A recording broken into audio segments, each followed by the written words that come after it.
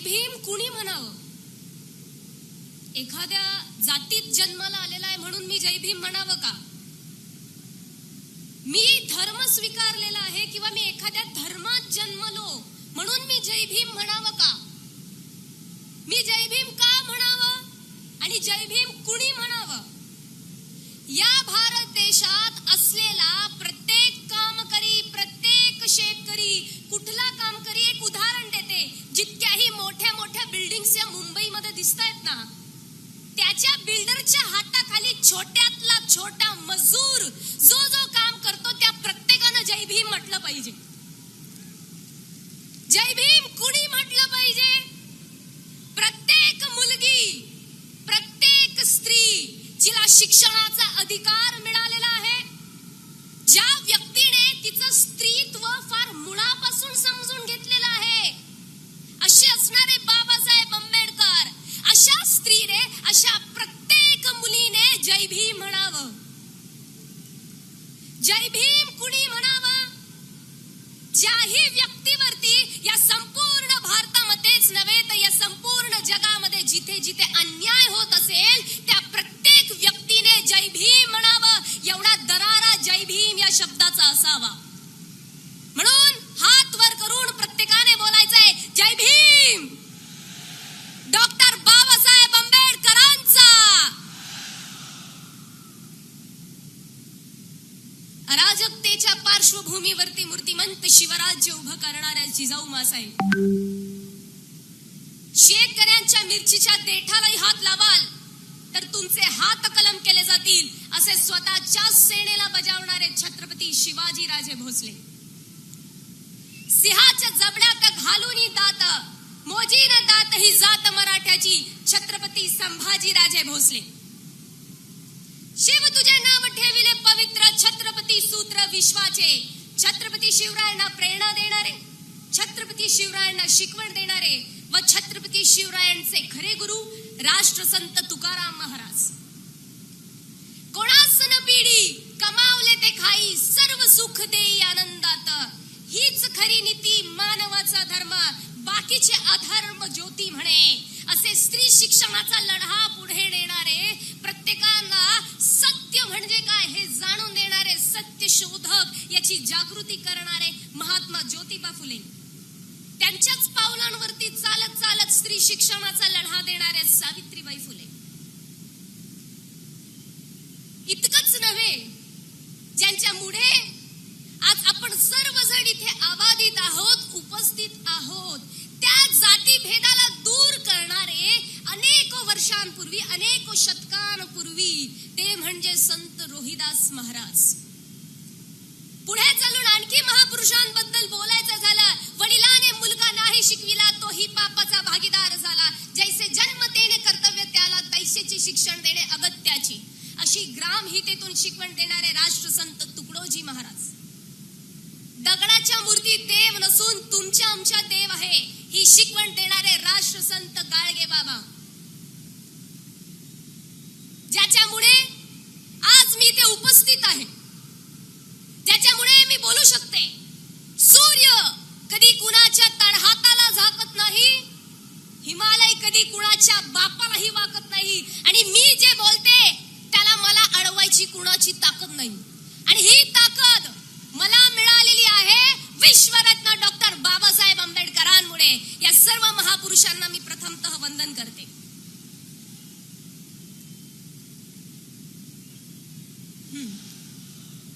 आज जर सांगायचं झालं तर काहीशे सोप्या सरळ ओळींमध्ये मी सांगते कशासाठी आपण इथे उपस्थित आहोत.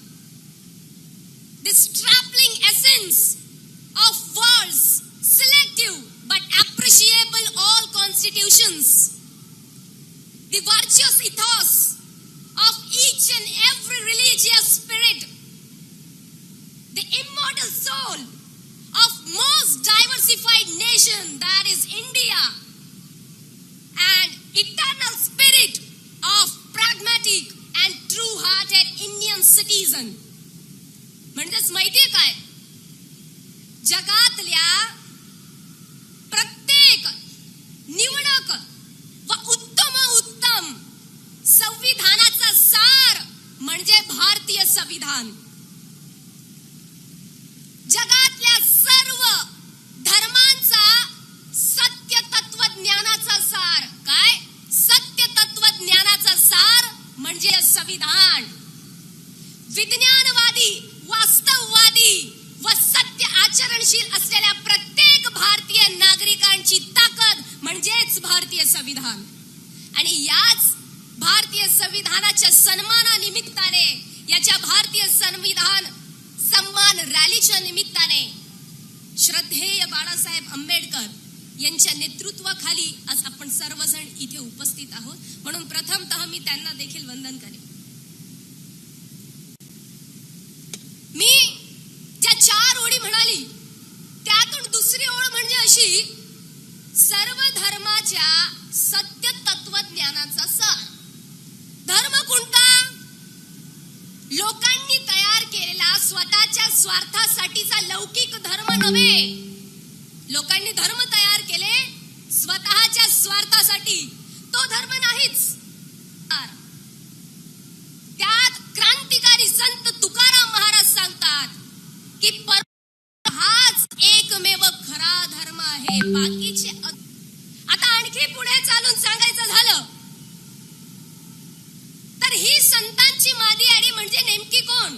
अलीकडे आपल्याला असं ऐकायला भेटतं, भारताच्या संविधानाचा कोणता वारसा नव्हे, कोणती परंपरा तुम्हाला सांगते की भारतीय संविधान हे वाजिब आहे, भारतीय संविधान हमारा धर्म कलंकित कर रहा है, भारतीय संविधान हे आमचा धर्म बुडवतोय. हे असे अनेक उद्गार आपल्याला अनेक काहीशा निर्बुद्ध असलेल्या लोकांकडून ऐकायला भेटतं. पण नेमका या संविधानाच्या विचारांवरती आणि या तत्वांवरती चालणारं म्हणजे माहितीये कोण? या महाराष्ट्रात जन्मलेली वारकरी संत मांदियाडी. मग आता संत नेमकं कुणाला म्हणावं? संत कोण आहे? ये ताना करो वो तोडगा करो तुमको सब कुछ मिल जाएगा, याला संत म्हणतात का? हे संत नव्हे, हे संत नाही. असं केल्याने तुम्हाला तसं भेटेल आणि तसं केल्याने तुम्हाला तसं भेटेल, हे तर असं म्हणण्यासारखं झालं, भारत आमची माता आणि भारतातल्या मातांना मारता लाता, हे असं म्हटल्यासारखं झालं. एक प्रकारे सांगायचं झालं, हे नावापुरतीचं घेतलेलं सोंग, नावापुरतीचं घेतलेलं सोंग, पण लोक पुसतात यांचंच ढोंग. आणि अर्ध्यातून जास्त बहुजन समाज याच्यात अडकलेला आहे म्हणून त्यांची होते बोंब. मग यांना संत नाही म्हटलं जात. संत कुणाला म्हणावं? संत तो व्यक्ती जो संपूर्ण समाजासाठी जगतो, जो समाजाचं हित जोपासतो. संत त्यांना म्हणावं जे स्वतःसाठी दान मागत नाही, संपूर्ण विश्वासाठी दान मागतो. आता विश्वात्मके देवे, जो विश्वासाठी दान मागतो. आणि संत ते जे मनुष्यामध्ये परिवर्तन करतात आणि तेच परिवर्तनवादी संत म्हणजे ही वारकरी संत मांदियाडी. मग वारकरी कुणाला म्हणावं? दुष्ट परंपरा, कुरीती व जिथेही कोणत्या प्रकारचा अन्याय अत्याचार होतोय त्याच्यावरती वार करणारा म्हणजे खरा वारकरी. आणि याच्यावरतीच जे नेहमी चालतात, धर्माचे पालन करणे, पाखंड खंडन, तेच संत तुकाराम महाराज जे नेहमी इथे संविधानिक पद्धतीने चालत असतात. मग आता ही संत मंडळी कशा प्रकारे आलेली आहे? भारताची प्रस्तावना, भारतीय संविधानाची प्रस्तावना कधी आपण बघितली आहे का? मला असं वाटतं जी स्क्रीन आहे त्याच्यावरती काहीशे शब्द झळकतायत. तर भारतीय प्रस्तावनेमध्ये 4 मुख्य शब्द आहेत: जस्टिस, इक्वॅलिटी, फ्रॅटर्निटी आणि त्याचबरोबर अनेक प्रकारचे जे महत्वाचे शब्द आहे, हेच सर्व महत्वाचे शब्द या संविधानाच्या माध्यमातून वारकरी संत मांदियाडी घेतात. 750 वर्षांपूर्वीची ही परंपरा, त्या परंपरेमध्ये सर्वात प्रथम येतात संत नामदेव महाराज. ते नामदेव महाराज या जगात कोणत्याही प्रकारचा भेदभाव नसून सगळेचे सगळे एक आहे अशा एकेश्वर ईश्वराचा वाद मांडतात. पांडुरंग कुणाचा असावा तर संपूर्ण जनतेचा असावा, उच्च नीचता कोणताही धर्मभेद नसावा, ही संत मांदियाडी मांडतात.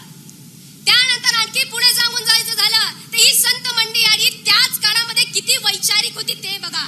संत रोहिदासजी जे नेहमी जातीवादावरती प्रखरपणे वार करतात आणि काय म्हणतात, ऐसा चाहो राज में जहां मिले सबन को अन्न, छोटे बड़े सब सम बसई, रविदास रहे प्रसन्न. आर्टिकल 21. तुम्हाला जीवन जगण्याचा अधिकार आहे, प्रत्येकाला अन्न सेवन करण्याचा अधिकार आहे, सगळे समान आहेत, हा विचार मांडणारे संत रोहिदास. आणखी पुढे सांगायचं झालं संत चोखामेळा. ज्या काळामध्ये कुणी पुढाकार घेत नव्हतं, स्वतःला तुच्छ लेखत होता, आम्ही पुढे कसं जायचं, त्या काळामध्ये क्रांतीची ज्योत पेटवत संत चोखामेळा पुढे निघाले. कुणी रोखलं तरी सुद्धा मी पुढे चालणार आणि त्या पांडुरंगाचं दर्शन घेणार. का तर वारकरी संत मांदियाळी ही त्यांच्या सोबत होती. कोण कोण होता आणखी संतांच्या मांदियाळीत, आम्ही वारिका करू हजामत बारिका, संत सेनानावी महाराज. कांदा मुळा भाजी अवघी विठाई माझी, संत सावतामाळी. आणखी पुढे सांगायचं झालं तर याच संत मांदियाळीमध्ये महिला संतांचं अग्रगण्य स्थान. संत जनाई माहितीये काय म्हणतात, डोईचा पदर आला खांद्यावरी, भरल्या बाजारात जाईन मी. माझा पदर जरी खारीक आला, कोणी मला हजारो लोकांनी जरी टोकलं तरी मी बंड करून समाजात जाईल. ही बंड करण्याची ताकद या वारकरी संत मांदियाळीमध्ये होती. मग ती संविधानाशी संलग्न कशी काय आहे, कशा पद्धतीने आहे तर बघा, संतांनी व्यक्त केलेले आहेत स्वतंत्रपणे स्वतःचे विचार स्वतःच्या अभंगांमधून. तर हेच आपल्याला सांगतं article 19, freedom of speech and freedom of expression. आम्हाला कशाचा अधिकार आहे, आम्हाला बोलण्याचा अधिकार आहे, आम्हाला आमची मतं मांडण्याचा अधिकार आहे. हे व्यक्त करतं संतांचे अभंग सुद्धा, की त्यांनी निर्भीडपणे त्यांचे अभंग मांडले. मग वारकरी संत मांदियाळी ही संविधानिक संत मांदियाळी आहे.